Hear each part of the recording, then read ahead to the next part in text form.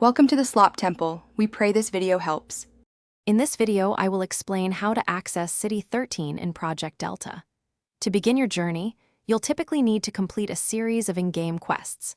This often involves finishing the nurse's questline and then tackling some boss-related objectives.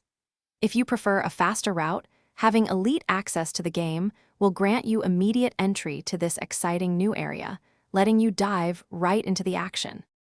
Once inside City 13, a crucial first step is to power up the keycard systems.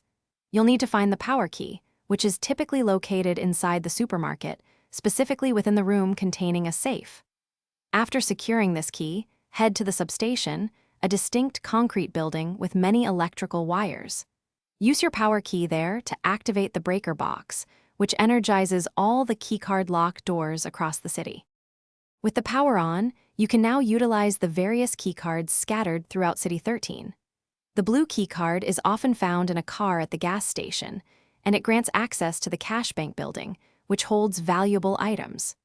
For the red keycard, you'll typically find it within Apartment 13. This card unlocks a special room in the hospital basement, offering additional opportunities for loot and progression.